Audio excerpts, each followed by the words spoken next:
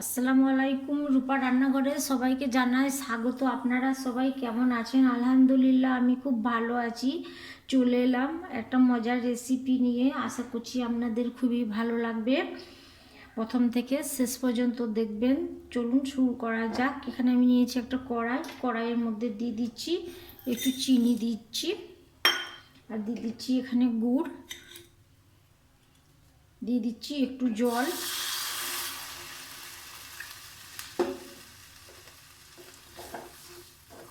দিয়ে একটা রান তৈরি করে নেব।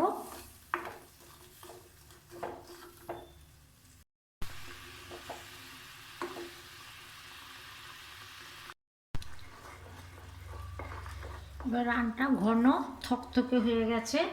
এখানে আমি একটি নিয়েছি, বাটির মধ্যে জল নিয়েছি, জলের মধ্যে এভাবে ফেলে দিচ্ছি। দেখুন বন্ধুরা, জলের মধ্যে জমাট হয়ে যাচ্ছে, তখন বুঝে নিতে হবে রানটা হয়ে গেছে।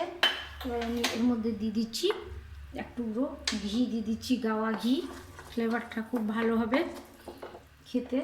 এখানে আমি নিয়েছি চেনা বাদাম আর নিয়েছি ছোলা ভাজা, আর এখানে আমি নিয়েছি আমল বাদাম, আমি লম্বা লম্বা করে কেটে নিয়েছি। সমস্ত কিছু রানের মধ্যে দিয়ে দিচ্ছি।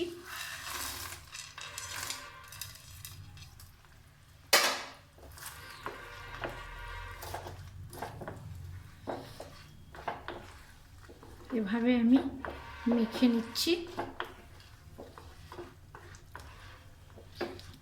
এবার গ্যাসের ফ্লেমটা আমি অফ করে দেবো।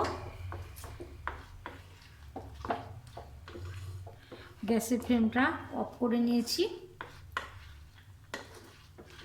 এর মধ্যে আমি দিয়ে দিচ্ছি 1 চিমটি লবণ, টেস্টটা আর একটু বাড়িয়ে দেবে। একটু লবণ দিলে খেতে ভালো লাগবে। এবার ঠান্ডা করে নেব। এবার হাতের মধ্যে লাগিয়ে নিচ্ছি, আমি একটু গাওয়া ঘি লাগিয়ে নিচ্ছি।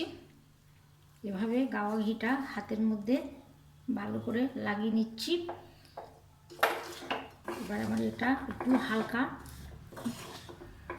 গরম আছে, হাতে যেমন নিতে পারবো সেই ধরনের গরম নিয়ে এভাবে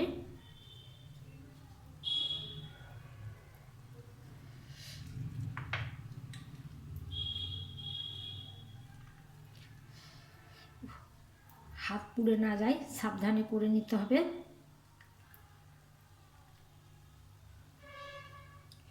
একটা আমার তৈরি হয়ে গেল। এখানে আমি প্লেট নিয়েছি, প্লেটের মধ্যে রেখে দিচ্ছি। সেমা আমি আবারও ঘি লাগিয়ে নিচ্ছি।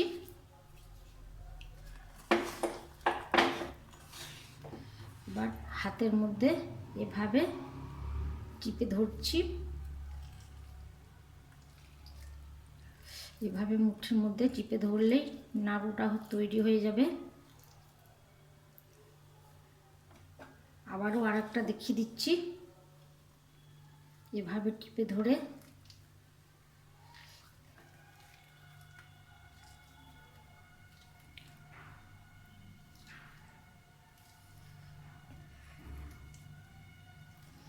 আবার আরও একটা তৈরি হয়ে গেল। এভাবে আমি সবগুলোকে তৈরি করে নেব।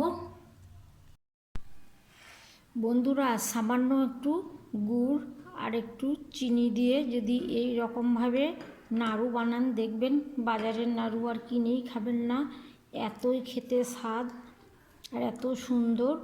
দেখুন ভুরভুরে, একবার খেলে বারবারই খেতে ইচ্ছা করবে। অবশ্যই একবার ট্রাই করবেন। আর যদি ভালো লেগে থাকে প্রথম থেকে শেষ পর্যন্ত দেখবেন। আর বেশি বেশি করে লাইক, শেয়ার, সাবস্ক্রাইব করে আমাকে সাপোর্ট করুন। সবাই ভালো থাকুন, সুস্থ থাকুন। আজকের মতো আসি। আল্লাহ হাফেজ।